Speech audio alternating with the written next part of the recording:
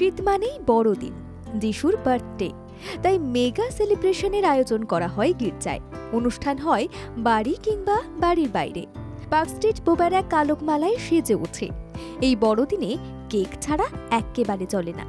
বছরের আর 5টা সময়ে জন্মদিন বা বিবাহবার্ষিকীতে কেকের চাহিদা বেশি হলেও বড়দিনের মরশুমে হরেক কেকের চাহিদা বাড়ে, কদর বাড়ে ফ্রুট কেকের। নিউ মার্কেটের নাহুমস হোক বা পাড়ার মোড়ে মোড়ে নামি দামি কেকের দোকানগুলিতে তাই লম্বা লাইন পড়ে।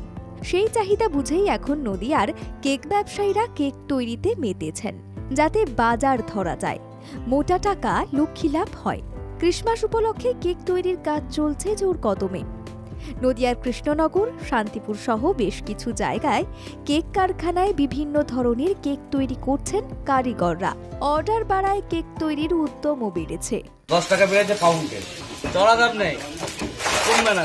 10 টাকা বেড়েছে, এটাই অনেকটা বলতে পাউন্ডে 10 টাকা বেড়েছে। গত বছরের তুলনায় এবছর মধ্যবিত্তের সাধ্যের মধ্যেই থাকছে কেকের দাম। 1 পাউন্ড 170 টাকা দরে বিক্রি হচ্ছে কেক।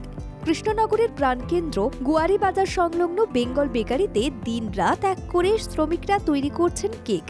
অন্যদিকে নদিয়ার রানাঘাট সহ শান্তিপুর এবং আরও বেশ কয়েকটি কেক কারখানায় একইভাবে কেক তৈরি করার ব্যস্ততা লক্ষ্য করা যাচ্ছে। 25শে ডিসেম্বরে বড়দিন এখন আম বাঙালির কাছে এক অনন্য উৎসব।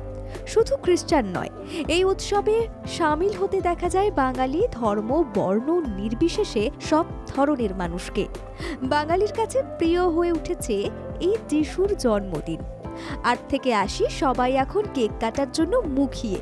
সেই মতো রংবাহারি ও মনপসন্দ কেক তৈরি করে বাজার মাত করতে চাইছেন কেক ব্যবসায়ীরা। আশা করা হচ্ছে এবার বড়দিনে এই স্বাদ বাহার সবার মন ভরাবে।